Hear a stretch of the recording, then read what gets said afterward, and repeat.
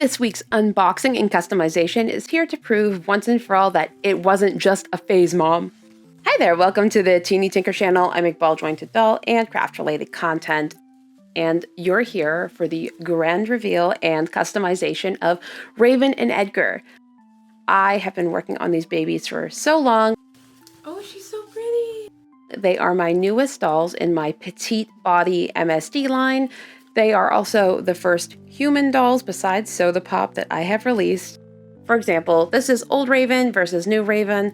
I love the changes. I think she looks great. Let me know what you think down in the comments. Okay, so besides making them kiss, you love them as much as they love themselves, but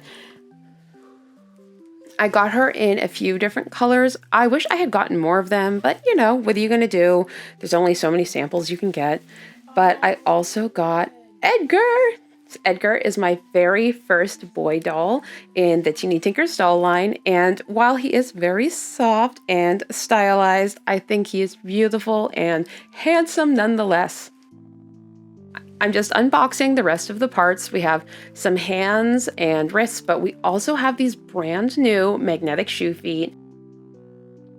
My issue with magnetic feet has always been that once you put shoes on them, they tend to weigh the foot down and can often pull the foot out of the shoe, and that's a big pain in the butt and a no-no. But with these magnetic shoe feet, it saves you the hassle of buying shoes and then also of losing shoes.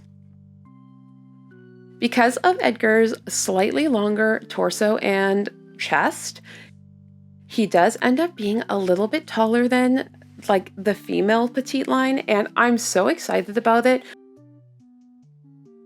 I was so excited that I had to drop a photo in my Discord immediately. Hey everyone, Editor Me popping in to say thank you for watching my videos. As well, thank you for commenting and being part of this community. Community is super important to me, which is why I quickly wanted to mention the Teeny Tinkers Discord server. Come in and we can chat dolls, art, face-ups, all kinds of stuff. The link is down in the description, but for now, let's get back to the video. Okay, following the impromptu Discord share, I had to take all the blank product photos. Now, this is something you have to basically get out of the way, you know, because this video is a customization and a styling, and I really need to take the blank photos before I can do any of that. So here's just a little sampling of some of the blank shots. If you want to see more of the photos and the pre-order information, it is all up on my website, although the pre-order does not open until October 10th. And it should run until the 31st, but yeah, unless quantities are gone before then, but you know. Just some quick little product photos, some quick little posing photos, especially of Edgar, because this is a slightly new body, and I wanted to make sure everybody had a really good idea of what it could do right out of the box, and how it posed, and all of that good stuff. But yeah, okay, let's get back to the customization. Okay, so I am going to start off this customization by doing the wig. This is not the full set wig, and the full set wigs are on their way at the time of recording from Pablo from Hopeful Creations. However, I am feeling a little more confident in trying to make some like scene kid, emo kid wigs for them. I am using the old Raven heads as my bases so that I don't muss up one of the new ones. So to make my wigs, I basically just double wrap the heads in like a saran wrap or something, and I use elastics to secure that.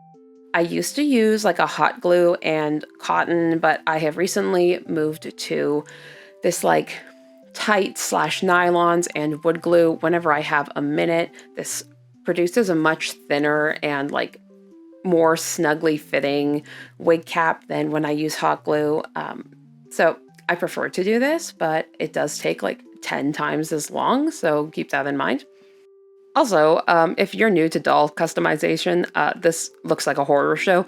Most of this video is going to look like a horror show. That is just one of the beauties of doll making and customizing and all of that, and it's just something we all have to get used to. But like I said, these wig caps take forever to dry, so while they're drying, we're going to go ahead and make the eyes. Digging into my eye bases, I select the sizes I think work best. So Raven wears an 8 to 10 millimeter eye. She does have a smaller eye. It really depends how big of an iris you're going for. I like the small iris look on her, so I did one of each. And then for Edgar, I also did an 8 to 10 millimeter. My eye bases are 3D printed. I do offer this print as an STL in my shop. They aren't available at this very moment, but if you go and sign up for my newsletter, you will find out when the next STL drop is. Sometimes I offer these as kit prints when I'm not too busy printing out teeny tinies and all of that. These have the ridges kind of already sculpted in, so you can just use whatever paint or pencils that you like to kind of just color them in and go over the details. The beauty of using something like watercolor pencils for this is that when you color it in and then you wet it, it kind of gathers all of that water and the like stronger pigment, like darker pigment, into the creases and gives it more life. I have these all painted in now, and I'm going to give them a quick spray with Mr. Super Clear Gloss. Now, the gloss one is great for eyes because not only does it protect the whites of the eyes when you're curing it, it also makes the sides of a 3D printed base just as glossy as the top, which is great. Okay, so this is the other thing I like to do with my eyes to kind of add depth to them, is wearing a respirator and gloves, people. I like to mix a little bit of black pigment and a little bit of clear resin together and lightly brush that over top, and then also use black for the resin pupil, just like this. I'm kind of curing in super thin layers. I used to make my domes like basically all in one shot, and I was always getting bubbles no matter how many different techniques I tried. So I've just switched to going in very thin layers and just curing multiple times. And this has produced the best quality eyes with the least amount of bubbles. All right, wig caps ahoy. I just untie these from the elastics and just cut around the ears because especially Edgar's wig is going to be very fitted around the ears. Then I rip out all this acrylic roving I've got, and like I said, I do not have the colors I wanted, so I am using brown and then a mix of sort of a cloudy blue and a purpley blue for Edgar's wig. I'm brushing it out with a cat brush. I have yet to find anything that brushes out yarn wefts better than a cat brush. If you know anything that's better, you can let me know, but this is like a really accessible, easy thing for anybody who wants to start getting into wig making. Strong recommend the cat brush. Okay, so something that maybe you don't know if you don't make wigs is the shorter the hair on the wig, the much more significantly big of a pain in the butt the wig is going to be to make. When you have long hair, you can do a lot less layers and the hair can be a lot thinner. Oh my gosh, it's such a pain in the butt, but I think I did okay. Let me know at the end what you think. As for Ravens, this cotton candy pink is super duper cute. I am doing, like I mentioned, a couple raccoon tails. I would make these darker in the future, but I didn't want to like stain the doll, so you know. I think raccoon tails are like just a quintessential part of like scene queen hair. I used to have them. My hair was a lot shorter than this, and I could not afford extensions. Like, we were emo and poor, so like, you know. Now, Pablo's full set wigs are not going to have these, but I am thinking about making like clip-in ones as an option if anyone would be interested in that. But yeah, we'll see. Okay, so once I've got everything glued on, I again have to leave them to dry overnight so that I can cut and style them the next day. Oh look, it's the next day. Now you can brush it out. If you try and brush out the wig before it's all the way dry, you're just gonna lose all the hair. I gave everything another quick straighten. Now, I didn't want it super straight because like I used this like acrylic roving because it's like super rough. And the nice thing about it being rough is it kind of mimics over bleached dyed hair and really kind of brings that like fluffiness to life. And it also makes it so I can style it really easy. It doesn't get too flat. Like, it really looks like teased hair, which I freaking love. I do all my rough cuts with a pair of scissors, but basically in true Emo Kids style, I have to do all of the hair cutting with a razor. So fun. Okay, so I had been sewing for them for a hot minute. I sewed a ton of different outfits, trying to settle on the full sets. I don't even end up with the full sets in this episode. Psst. You can see more behind the scenes for this video over on my second channel, Teen Year Tinkers. The thumbnail looks like this, but I'll also make sure to link it down in the description. Okay, so we have gotten this far into the video and we haven't done the face-ups yet. So, I mean, we should probably go ahead and do that. Now, this is a trick I learned from Jackie O during our Unhinged podcast. If you haven't seen that, check it out. I love this whole freaking podcast. Like, there's so many fun episodes, guys.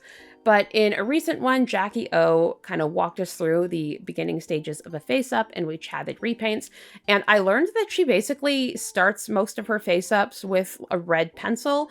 And I really liked how that looked the last time I did it. It kind of, I don't know, it felt like it brought more life to the doll. I don't quite understand it, but that's basically what I started doing.